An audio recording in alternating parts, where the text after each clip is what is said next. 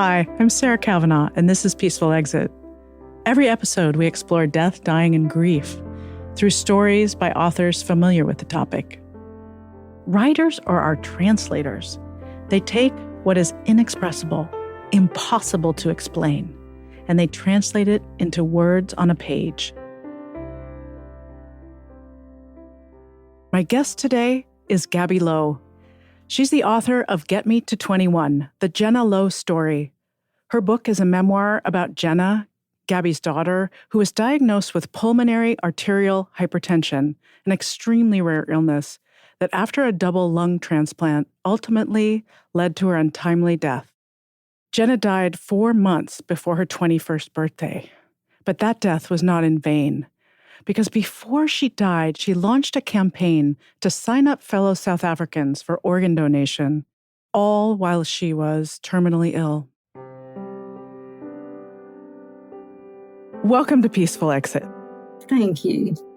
Your book chronicles deeply personal experiences, and I wonder when you realized you wanted to share your story publicly. Well, it was 3 years after Jen died, and bizarrely enough, 6 months after we lost her, my husband told me he had bone marrow cancer, which came as a real shock. And the reason I tell you that is that he was the one who really pushed me to write the book. He had an absolute belief that I could do it, having never written a book before, and I suppose there always has to be a first time. But also, I had this absolute need to share her story because of many reasons. First and foremost, I think that sharing the story will help to save other lives, and that the more people read about Jenna's story and learn what happened to her, the more people will be diagnosed earlier. That was one of her driving passions. But also, what I hadn't expected is that it turned out to be a deeply cathartic experience. Very, very difficult. Possibly there were moments there of writing it that were very traumatizing because I was reliving the entire experience. But at the same time, it is exactly that, the going back, the reliving it, the processing of those emotions, and then because of the trauma of what we went through, it was such a long, drawn-out process. I found that the memories of it were very scattered and very fragmented. And I had, thank goodness, kept diaries. And so going back through those diaries, those memories came flooding back in minute detail. But what it helped me do was to make sense of it and to put it in order, in chronicle order. And I don't think I realized at the time of writing it that it was helping me to process the trauma and the grief in such a way. I had no idea that when I finished the last word of the last chapter, I would have this deep sense of relief, of something being lifted from me. It was extraordinary, actually. Thank you so much for sharing that, because I was going to ask you, your memory of the details of even the dosages of medication, it is extraordinary, the way you tell this story. Diving into your book a little bit, because we are in the United States, you are in South Africa, it's one thing to have a diagnosis, then you have to navigate the medical system. You moved mountains. We did. We moved mountains. We literally moved mountains. In fact, Professor David Badesh, who's from the States, who we eventually got here to help us, in his language, we changed the landscape of pulmonary hypertension, which was Jenna's condition, in South Africa in order to help her. So it became clear to me as we went along on this journey that not only did we have to deal with the horror of her being diagnosed with an extremely rare disease, which when I started to do the reading, it became clear, wow, pulmonary arterial hypertension, category 1, already stage 2 or 3. She had 3 to 5 years to live. I mean, when the first time I read that, I actually couldn't take it in. It was unbelievable to me. And then not only are you coping with that, but you're also coping with the fact that very little is known about the disease. That by the time she was diagnosed, it had taken 18 months to nearly 2 years to get there. So she was very far gone. And then of all of the things that we needed for her, of the 18 different treatments that were available on the market at the time, only one entry-level drug was available in South Africa. So it's less about the doctors and the expertise and more about, because we had some brilliant doctors, but there just wasn't much taught about this illness at universities and through whilst people were doing their doctorates. And there's a big problem with big pharma in that drugs are not equal. You know, in many underdeveloped countries, you don't have access to the same drugs that you have access to in first world countries. And that's a problem. That is a big problem. So I guess what you're saying and what is correct is that as I started this journey, I realized, like, hold on, I thought you would imagine that if your child is given a very rare disease diagnosis and you know that her prognosis is not good, that horror is enough to have to try and cope with. But then to realize that you actually have to become her case manager, her momcologist, as they call it. Not that she had cancer, but we actually now call mothers with children with rare diseases momcologists, because that's what you become. You become their case manager. And so, yeah, I needed to educate myself about the disease. I remember sitting for long nights, reading medical journals with a dictionary, because every third word I couldn't understand, and really educating myself so that I could go to the doctors and say, why? Why can't we get this? Oh, it's not registered here. Okay, what does that mean? How does one overcome that? Oh, well, there is a way. You can get Section 21A approval. Right, how do I do that? No, you need medical control council to go. Okay, and so we went, and we just kept knocking down walls, asking the questions, and forcing everybody to come along on the journey of going the next step, and the next step, and the next step. Getting everyone to collaborate was one of the hardest parts. Getting them to agree to collaborate, yeah. Doing what seemed impossible. Yeah, I guess that's one way to put it, doing what seemed impossible. And although she didn't benefit from that ultimately, because we did lose her, it did extend her life. It did improve the quality of her life. And everybody else has benefited from that fight, because now we have a clinic at Groote Hospital, one of the biggest hospitals in South Africa, the home of the heart transplant, where Chris Barner did the first ever heart transplant.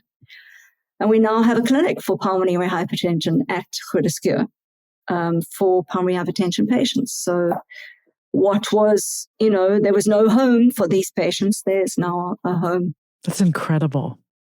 What you've done, what your family has done. It's really incredible. Tell us a little bit about pulmonary hypertension. What is the disease? So the disease is a degenerative, extremely rare lung condition. And I know pulmonary hypertension sounds innocuous. It sounds like, how can that be serious? Because we think of hypertension, right? But it's actually completely different. So did she have high blood pressure? No, her blood pressure was completely normal. What it is extremely high blood pressure in the veins and arteries of the lungs only. Why? Because the arteries and the veins in the lungs are shutting down, literally. They are shutting down, closing down, so that those vessels can absorb the oxygen from the blood. So the heart pumps harder and harder, so it slowly over time becomes very weak because it's pumping harder and harder and harder to try and get the blood through the lungs because those vessels are closing. And then even though it's getting some blood through the lungs, even though it's getting the oxygen through the lungs, the vessels can't absorb the oxygen from the air. So Jane used to explain it as a traffic jam in the lungs. I suppose that's a very simple way to look at it. But really what it is extremely high blood pressure in the veins and arteries of the lungs caused by, we don't know what. They still don't know. They still don't know. We still don't know what causes it. There's a beautiful quote on page 273.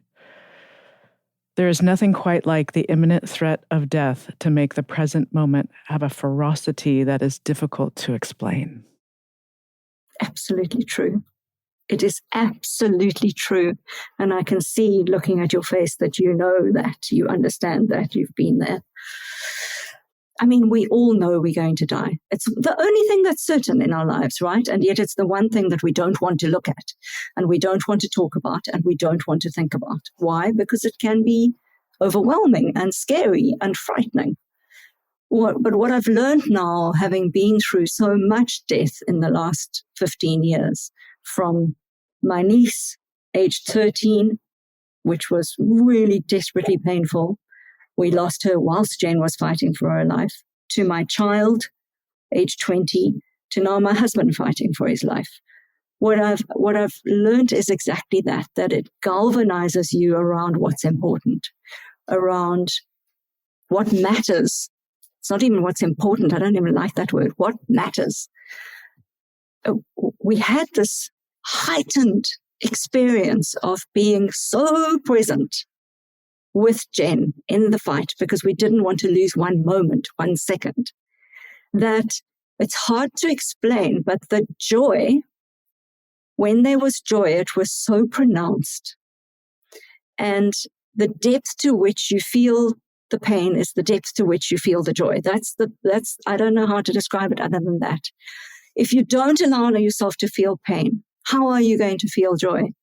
The depth to which you will allow yourself to feel is the depth to which you will feel, because you can't selectively numb. No, Dr. Brené Brown talks about that. You can't selectively numb emotion.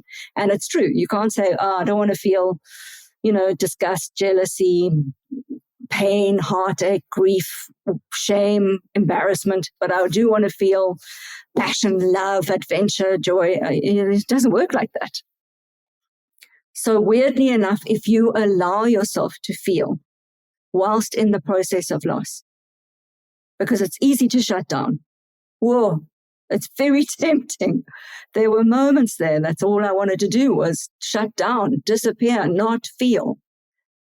And the biggest learning has been to allow yourself to feel, even if it's brutally painful, because then you will have these exquisite moments of presence and joy that are inexplicably beautiful. Thank you for sharing that, because it's so true. Many, many guests on this podcast have expanded their ability to feel in all directions. I'm going to ask us to drop back into the moment when Jenna died. And oftentimes people die in hospitals, but you had been, as you said, 181 days in the ICU next to her, with her at all times, fighting for the medications and the care. And when the nurse made a mistake, you were there, you caught the mistake. And you had promised her that you would be with her and she would not be alone. One of the hardest things to read was that they were working on her till the very end and that they wouldn't let you in the room. Mm. How was that for you? Yeah. It's still one of the hardest things for me to work with, and it's still something that comes up in therapy. It's been the hardest thing because I just can't get my head around the fact that I was not in the room at the moment that she passed. It haunts me to this day. And I had been with her the entire weekend. I'd left on Sunday morning at like 2 a.m. But there are two things that I get comfort from. The one is that night that I left at 2 a.m, she put her hand on my forehead when she thought I was sleeping. I was resting my head on the steel bars of the bed, and she picked up her little hand and put it on my forehead. And she was so skeletal. And she said, "Thank you, Mummy." So I think a part of her knew that she was going to go soon. And then the other thing is that the doctor says to me that when he was in the room and he was working on her, because they got there before I got there in the morning, and things were going pear-shaped, she looked up at him and she said, "Mummy's coming." So I hold on to that in the hope that she knew I was on my way. She never had a sense of being abandoned. She had a sense of I was coming. And that's all I can hold on to. Yeah. But what it has helped me with is now, just yesterday, I made a decision. I'm going to speak to Stuart's doctor and say to him, I know we're in a different phase. And here's something you need to know. This is how it was for me with my daughter. And one of the hardest things for me to recover from was that I was not in the room. Do not let that happen again. I want to be there. No matter how it looks, no matter how ugly it is, I want to be there. So if he can't die at home, I need to know that the doctor knows I'm going to be there. One theme in Get Me to 21 is navigating that loss and finding hope. And can you share a story from the book that it kind of encapsulates that? There were so many along the way, losses, and then you regained hope, and losses, and you regained hope. Maybe share one experience and how you moved through that. Well, I don't know what to pick because, as you say, it was actually daily. For instance, something that was very hard in the beginning stages of the disease was watching her go from being this healthy dancer, swimmer, head of her class, to somebody who within within a year, went from that to being on a mobility scooter, not being able to walk without a mobility scooter, to being on full-time oxygen, like a big oxygen machine at home and then a small little mobile oxygen machine, to not being able to carry or pick up heavy things, to not being able to play sport with her friends, to dance at a party, to walk fast with her friends. She lost more and more and more physical ability. But the extraordinary thing that I witnessed, and looking back on it, I suppose is easier to see than when you're in it, but I did feel it when I was in it, was how she never, ever, ever became less of herself. She, in fact, became more of herself. And I don't know how to describe that other than to say, I was witnessing someone become more powerful, not less powerful. And it was such a huge lesson for me that our physical ability is not who we are. What we can do is not who we are. Who we are is who we are.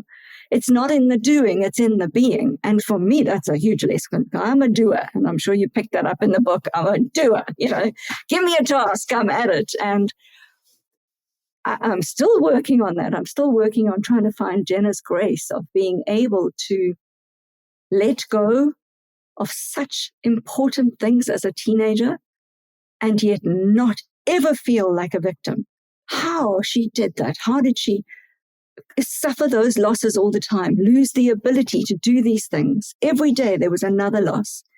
And yet there was always, the focus was on what can we do? Okay, so we can't go out today. It's a particularly bad day. What can we do? Right. Camilla and Julieta can come and visit you. We can set up a tea party in your room at your bed. That's how we hold on to hope all of the time. And it was a moving target, a constantly moving target. And I think that holding on to hope is an active thing. You can't expect it to land in your lap. It's actually a practice. It's a practice. You've got to force yourself to hold on to hope, even in the face of death. You wrote about your amazing community of support in your grief. How important was that for you? Wow, that was everything. I think that isolating yourself, there's a big difference between spending time on your own so you can process grief and pain. And I think that's very important. We have to do that. and isolating yourself. There's a very big difference. Shutting down and isolating is a way to flatline. It's a way to deny life. And I think that human connection is the most important thing on this earth. We don't lie on our deathbed and think about, I wish I'd got that stuff done in my in-tray. We lie on our deathbed and we think about the people that we love. It's the only thing that matters in the end is connection. So having that empathy, having people who genuinely cared about how we felt, apart from logistically, we needed the support desperately because we had to move from Cape Town to Johannesburg. It's a 2-hour flight. We had to leave our house. We didn't have a place to stay. We didn't have a car up there. I wasn't earning. Suddenly, Stuart was hard for him to earn. There was lots of logistical stuff that we needed help with. But beyond that, the care and the love, let me put it this way, it buoys you up like you're floating on an ocean. I don't know how I would have done it without them, to be honest. You talk about authentic resilience in your work. And does this differ from traditional understanding of resilience? Why is it important? Very much so. And it's deeply, deeply important. And I'm glad that you asked that question. So after all of the suffering and the loss of Jen, I started to really think about resilience. Why is it that some people cope and others don't? Why is it that some people thrive in the face of after challenge, that they get to a place of what we call post-traumatic growth? I mean, so few people have heard of PTG, post-traumatic growth, but everybody knows about PTSD, post-traumatic stress disorder, so actually the big difference is that the 50% of people who get to a place of post-traumatic growth are the ones who are willing to do what we were talking about earlier, to feel, to be vulnerable, to lean in, to ask for help, to do all the things that are really difficult to do. So I started doing a whole lot of reading. I met up with another woman called Pippa who has lost 2 children and a husband, and she's also a life coach. And we created this model called the 10 Hours of Authentic Resilience. And we've created a roadmap, one that I wish I had had whilst going through all of this. But let me not get lost in that. The important thing is this. Most people think of resilience. If you were to Google resilience, what are you going to get? You're going to get bouncing back, being strong, toughing it out, grit and perseverance. That's what you're going to get. Head up, hold your head up straight and just keep going. So I can tell you this. Anyone, any single person on earth who's been through any sort of trauma will tell you don't bounce from trauma. It's not possible to bounce. And neither should you. Because if you're bouncing, I know you are not doing the emotional processing that you need to do in order to put down that pain, that trauma, in order to work with it and through it and to move through it. You can't bounce. If you bounce, it's going to come back and take you out at the knees later when you least expect it, without a doubt. And the other part is you don't go back. And in some ways, that really is another loss. I can tell you that for free. It's another loss. I'm not the same person I was before Jenna died. I never will be. So authentic resilience is not about bouncing back and trying to be who you were before you experienced what you experienced, because you can't unsee what you've seen, and you can't unexperience what you've experienced, and you can't unfeel it. But what you can do is you can learn to live with it, and to live with it in a way that is realistically optimistic, that holds on to the facts. This is true. This happened to me. And I am still alive. I still have hope. There's hope around me. There are other connections. There are other people. There is life. There's life and there's death. And both of these are true. There's brutality and there's beauty. And both of these are true. There's ugliness and meanness in the world, and there's kindness and empathy. Both of these are true. So much of authentic resilience is about being able to hold paradox all of the time. The this and the that. But it's a whole lot more than that. But I think what's important about it is to be authentically resilient is a practice. It's a bit like going to the gym. You can work out, but the minute you stop lifting weights, guess what happens to those muscles? You've got to practice it. Just like you've got to practice finding hope. You've got to practice tracking down joy when you're in the midst of pain. You've got to practice being authentically resilient in a way that looks after you, that honors you, that honors your grief, that honors your trauma, and that keeps on deepening your capacity to cope and, in fact, to thrive. And part of that's finding purpose. So what does authentic resilience look like in practice? Is there a specific example? Let me give you a very real example. Right now, Stuart, my beloved, 33 years married, coming up for 34, is in hospital. He's not well. What does authentic resilience look like? Authentic resilience looks like this. Number one, I hold on to reality. I don't go into denial and pretend everything's going to be okay, because that is not true. And I need to be realistic about what the risks are and where we're at and what stage we're at. I have to be able to face the facts. And if I can't stare down the facts, and if I can't look the truth in the eye, not a single cell in my body is going to be resilient, that's for sure. And at the very same time, and that's why I call it realistic optimism, I have to hold on to hope. And that, as I said before, is a practice. So how do I stay in reality and hold on to hope? That's the first part. Okay. That means for me right now, knowing everything, speaking to the doctor, holding on to the information. Right now, I'm back where I was with Jen. We're bringing in yet another expensive drug from the States. It's not available in the country. We're fighting with medical insurance to get it in.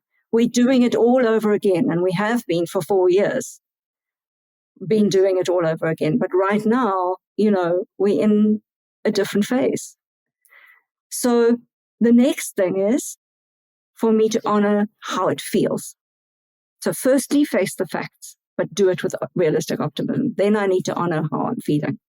So what does that mean? That means not putting on rose-tinted glasses and pretending to be fine. That means allowing myself time to reflect, to journal maybe, to sit with how I'm feeling, and to cry if I need to, and to be strong when I need to, allowing myself to feel and noticing my vulnerabilities, because trust me, I'm terrified of losing him. So sitting with that every day and not pretending that I'm not scared. I am scared. And at the same time, I know that eventually I will be okay, but I'm scared. And then the next part is reaching out, speaking to people, gathering my circle around me, the ones that I really trust, that I trust deeply. That for me is the hardest part, I have to be honest. I've had to learn it. I think for me, giving help is a whole lot easier than asking for help. And yet, I really genuinely have learned that giving and receiving are one and the same thing. So I might not give back to exactly the person who gave to me, but it comes back and around and back and around. It's part of the same circle, giving and receiving. The other part is knowing that it's my responsibility to look after my own mental, physical, and emotional well-being, even whilst looking after Stuart's and helping him. It's my responsibility, it's no one else's. So staying empowered in that and not becoming a victim, not feeling sorry for myself and becoming a victim and thinking, this is all happening to me, I'm cursed, or I don't know, or whatever. I've had people say to me again and again, what have you done in a past life to deserve this? I don't think I deserve this. It's not about that. This is random. This is life. Life is like this. There are people down the road living in the Cape Flats in a shack, without a roof over their head, without a job, without education, without parents who love them. Do they deserve that? No. This is not about being handed something. It's just life.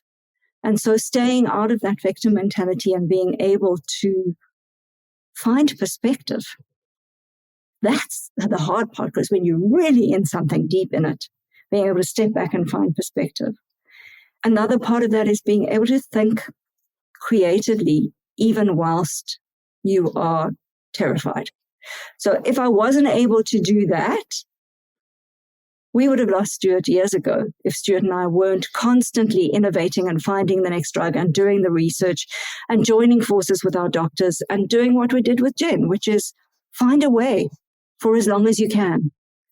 Not just shutting down, but remaining empowered. Thank you. What really moved me in your book was your ability to hold both, to take, once you recover from a shock of a diagnosis or a setback, you jumped into action. And Jenna exemplifies that beautifully by jumping into action for the entire country around organ donation.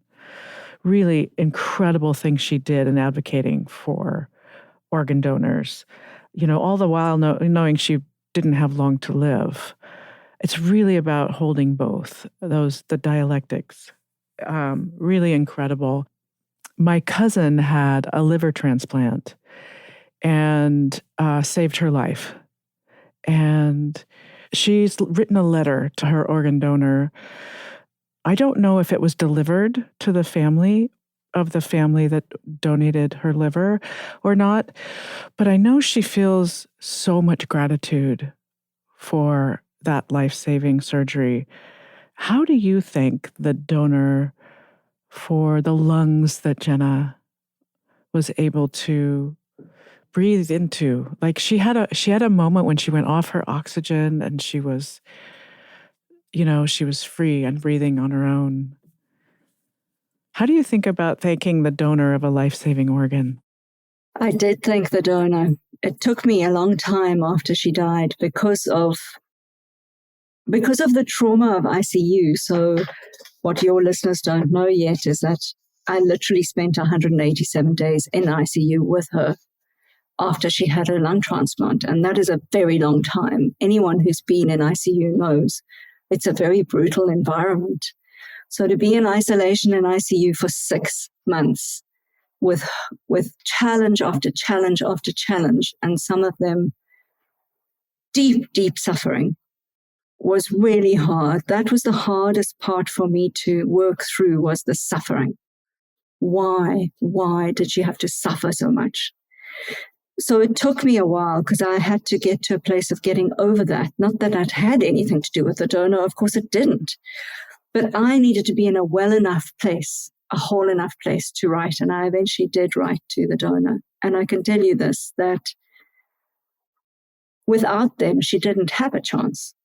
She was busy dying.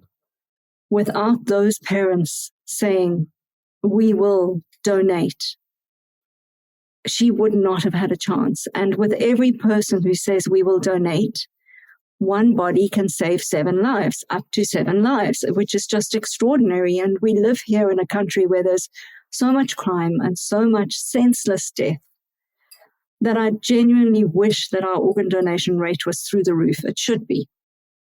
It should be. Because it's such a beautiful way actually to make sense out of a senseless death. The pain of losing someone is so hard, but to know that their loss saved another life must be a beautiful thing to live with. Hard, but beautiful. And so, in a moment of deep honesty, I'll share with you that when she did pass, it was such a public death because of the fact that she had literally invited the entire nation to her 21st birthday. That's how she ran this campaign. Get Me to 21 was her in her bed inviting the entire nation to her 21st birthday and her looking in the camera with her oxygen and saying, I'm 20 and I'm not going to make it to my 21st if you don't sign up. So she was inviting the whole nation and saying the only thing you have to do to come to my 21st is sign up to be an organ donor. And it literally went viral. And within 3 months, she single-handedly increased the organ donation rate by 287%. That's one child who couldn't leave her bedroom. It's extraordinary. So it was very public and people were deeply invested in her surviving.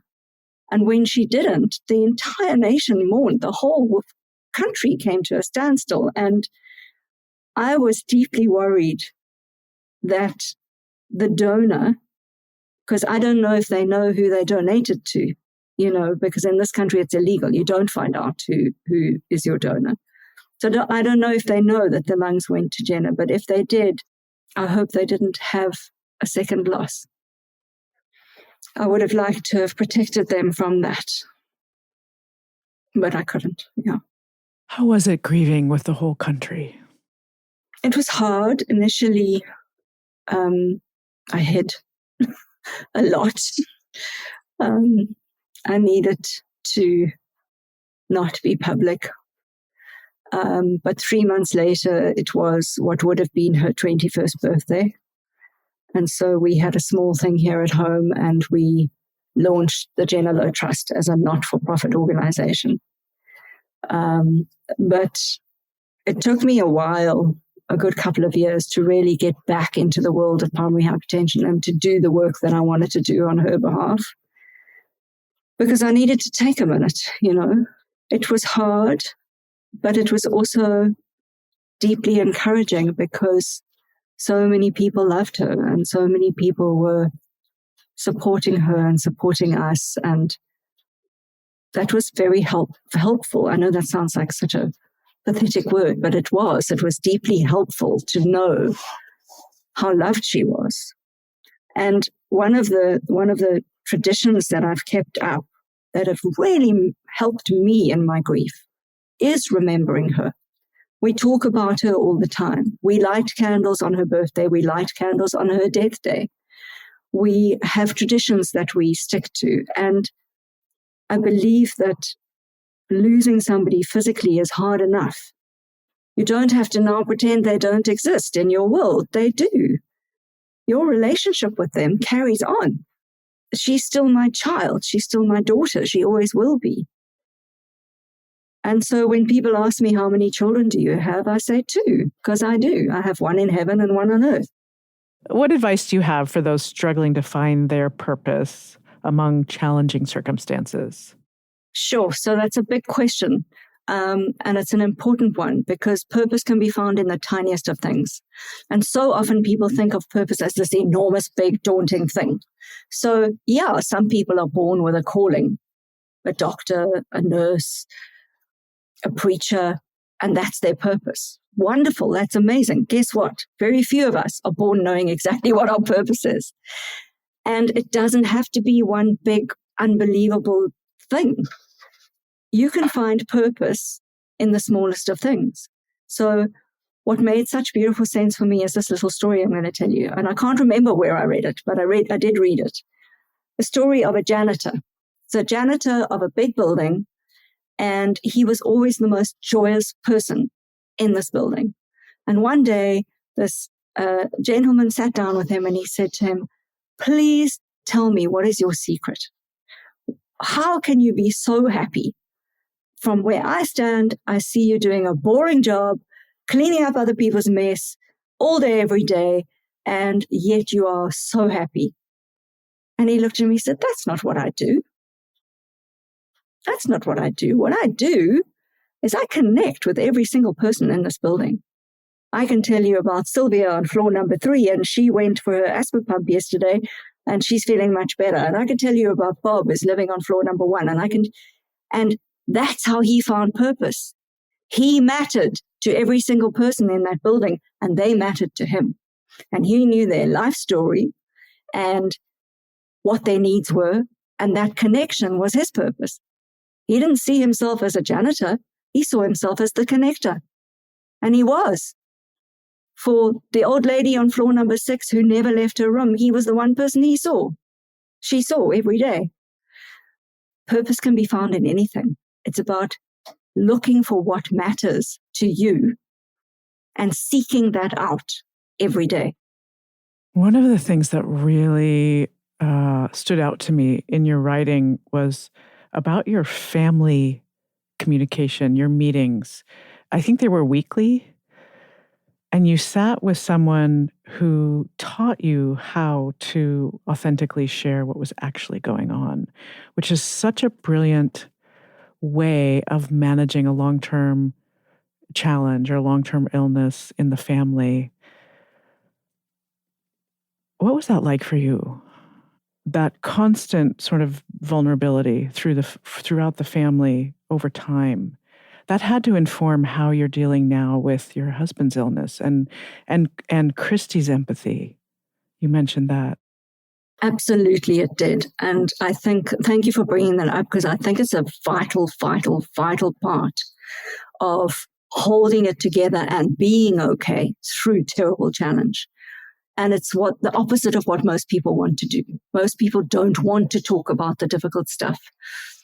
And there's often an assumption that everybody in the family feels like you do, and they don't. We all experience things differently. We might be going through the same thing, but we are experiencing it differently. And that was the big learning for me through that. So what we did was we had an amazing woman come to the house. It was every 2 weeks. She is a clinical psychologist, but she's also an absolute guru in meditation. So she would come to the house, we would sit, Jane would be on the couch lying there with her oxygen, Christy, myself, Stuart. And Christy was really young at the time. The thought of meditating was abhorrent to her. She was like, you mean I have to sit here with my, So initially she was a bit resistant. But actually what the meditation was a moment of reflection, a moment of time to go inwards and really interact with your inner landscape. And then we would do what we called a talking or a listening. Actually, it was a listening meditation. What is that? All that was each person we went around the room and each person got to talk about where they were at in that moment in time. What was going on for them? And there were rules of engagement. You were not allowed to interrupt. You did not ask questions. You did not interrupt. You just let the person share. And at the end of their sharing, you also were not allowed to say, well, why didn't you think about this? And why didn't you do that? And what about this? You literally just heard them. And what was extraordinary was as we started to get more and more used to it and everyone started to get more and more into it and realize that it was a safe space. So we built more and more trust. And then it became clear to me as the mom that each of us was experiencing this completely differently. So what might be going on for Stuart at any moment in time was completely different to what was going on for me, was completely different to what was going on for Christy, and of course for Jenna. So knowing that and listening to each other, and then having to hold everybody's pain, which was showing up differently, and challenges, which were showing up differently, gave us an insight into each other's world that we could then hold with empathy and treat each other with kindness because we understood what was going on for that person. The critical part was without judgment. Listen without judgment. That's the critical part. And that's the hard part because you want to go, no, but I want you to do it like this. Or no, but don't you see it like this? Just listen. It's powerful. Hard, hard, and very, very powerful. And now we are doing it again. Yeah, we are doing it again. Do you think after time you're so accustomed to that trusting, then that just permeates your relationships on a regular basis, on a daily basis? You don't need as much of that set aside time. And that, whenever we start a new ritual, there's a time when it feels a little artificial at first. And like you said, she was resistant to it at first. But then once it becomes just part of the way you communicate as a family, it's really, really beautiful. What does a peaceful exit mean to you? It means I've said all the things I want to say to my loved one who's dying, or if I'm dying, the same thing. I have said the things I need to say.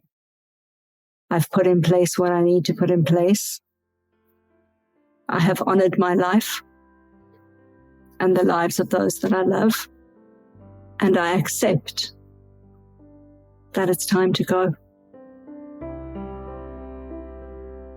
It has been a distinct pleasure to have a conversation with you today. Oh, thank you, Sarah, and you.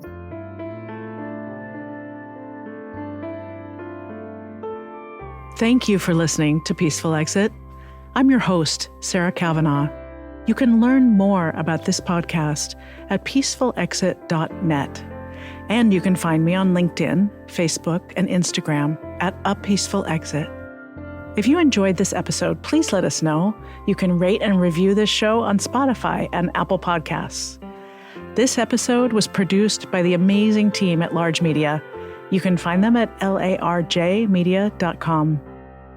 The Peaceful Exit team includes my producer, Katie Klein, and editor, Corrine Kiltow. Our sound engineer is Sean Simmons. Tina Knoll is our senior producer, and Sid Gladue provides additional production and social media support. Special thanks to Ricardo Russell for the original music throughout this podcast. As always, thanks for listening. I'm Sarah Kavanagh, and this is Peaceful Exit.